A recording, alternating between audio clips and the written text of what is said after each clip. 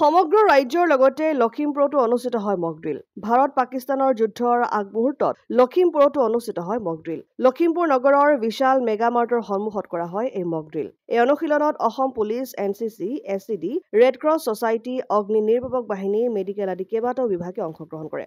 আপতকালীন সময়ত কেনেদৰে নিজে সুৰক্ষিত থকাৰ লগতে আনকো সুৰক্ষিত কৰিব তাৰে অনুশীলন কৰা হয়। আনহাতে বিপদৰ আগজাননীৰ বাবে যেতিয়া চাইৰেন বজোৱা হয় সেই সময়ত সাধাৰণ জনতাই কেনেদৰে কি কৰিব লাগিব তাৰ অনুশীলন কৰা হয়। ইফালে সাধাৰণ জনতাই এয়াৰ ষ্ট্ৰাইকিঙৰ সময়ত নিশা কি কৰিব লাগিব তাকো বুজোৱা হয়। এই অঞ্চলটোত আমাৰ মক ড্ৰিলটো কৰা হ'ব। ডিষ্ট্ৰিক্টত আমি এইটোৱেই আমাৰ ইয়াত আছে আৰু এই মক ড্ৰিল আমি কণ্টিনিউ কৰিম। বিভিন্ন অঞ্চলত আমি কণ্টিনিউ কৰিম। আজি প্ৰথম হৈছে। আন্তঃৰাষ্ট্ৰীয় সীমান্তৰ অৰুণাচলৰ গাতে লাগি থকা এখন জিলা হিচাপে কিছু পৰিমাণে যুদ্ধৰ ক্ষেত্ৰত 1962 হওক বা 71 হওক যেতিয়াও যথেষ্ট সাৱধান এটা লৈছিল তেনেধৰণৰ কিবা বিশেষ নীতি নিৰ্দেশনা আছে নেকি আপোনাৰ?